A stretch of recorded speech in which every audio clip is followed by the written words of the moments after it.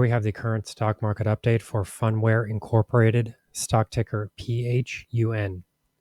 Before we begin with today's chart analysis, if you find these educational materials to be helpful, please remember to click the like and subscribe buttons and leave your thoughts below in the comment section so that other traders can find this information more easily on the platform. So what we're looking at here is the 2-hour time frame. I did want to take a little bit of a broader view here so that we can try to assess, exactly what just happened here with this thing, Phunware. We have seen a lot of two-way price action, and we were not exactly able to retest those prior highs, which came in just below $18. During these prior spike high movements, there have been some fairly significant rallies higher. And then, in addition to that, I mean, this initial rally here, sort of been sort of toward the middle of January. Share prices did actually rally from areas that were relatively close to the rallying point, the sort of launching point that was seen here most recently, right around $3 per share. So, there was scope for something like that to happen, but we really haven't seen that occur here. So, one of the things that I was worried about with this stock, and the reason I didn't want to recommend this stock was because, instances in the past where we have seen major upside price movements, they're just extremely short-lived. And even if we do see share prices move upward and much higher, it can be very difficult for people to actually capture those gains unless you're really actively managing the position. Maybe you have a profit target in place, maybe that profit target gets hit. But then if that doesn't happen, you really do need to be actively managing things here because the reversal point can be, it can occur just as quickly as the rallying point did. So, like in the trading room, for example, I try to focus on names that are more stable because, my biggest fear there is that anybody loses money based on any of those trades. Like I have to prevent that from happening as much as I possibly can. You can never prevent that 100%, but I need to try to make sure first and foremost that people really aren't losing money. So, I was reluctant to, say that this stock was a buy, even when the share price itself was starting to exhibit some characteristics of being able to move significantly higher. So, I did say personally that I would not be entering into that position, and then share prices did sort of rocket higher from there. So, that was a missed opportunity. I didn't get into it. And the real question from here, is what to do next. Where will share prices actually start to find a bottom? I believe in the prior video, I think in the last video, my personal recommendation here was to start to move up the profit stop to $11.40. The reason that I pointed to that area in particular was that it came into contact with a prior consolidation zone as well as this 23.6% Fibonacci retracement zone. So my recommendation was to just sort of move the profit stop up to that area because in my view, if we did start to see losses through there, I thought that the losses would then become much more extreme, and that did actually turn out to be true. If people are still long this stock, I'm not really sure if people are or not. I mean, I'm not sure if people lost interest in this name or not.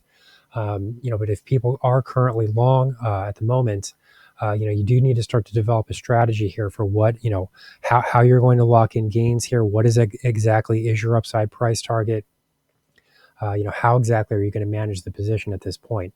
I mean, I don't really know where people entered into the trade, so I'm not really sure what to recommend other than moving that initial profit stop into 1140.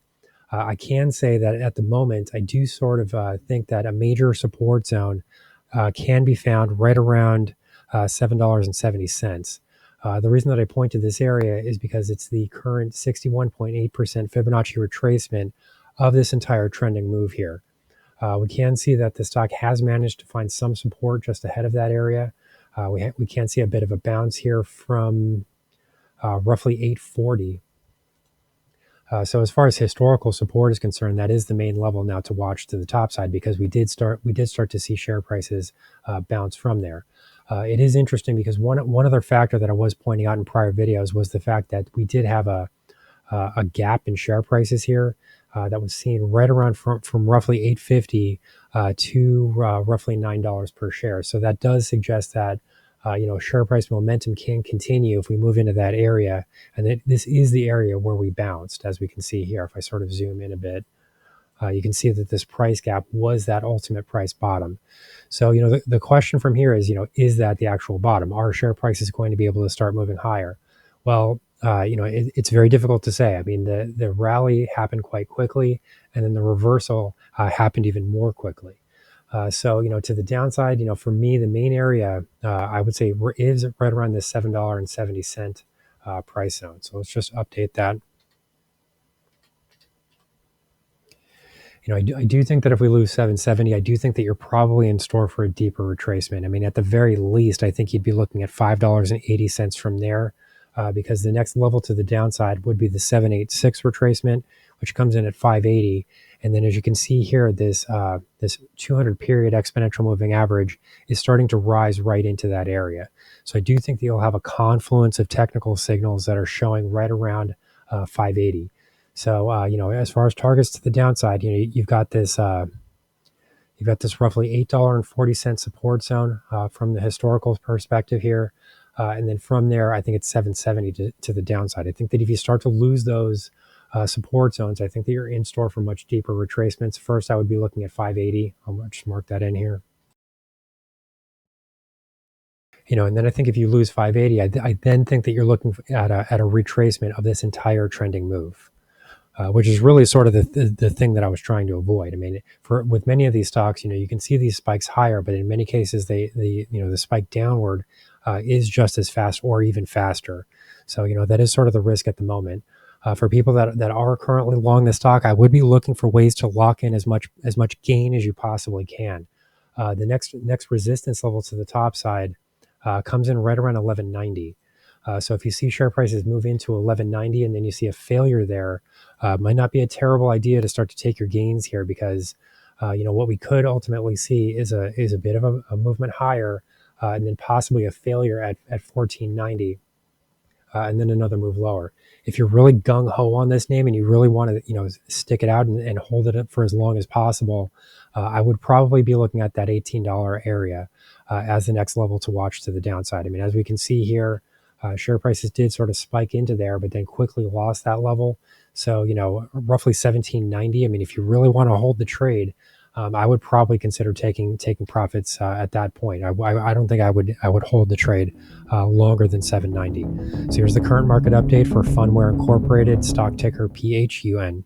Our high value trading strategies membership is currently available for a limited time for only $9.99 per month.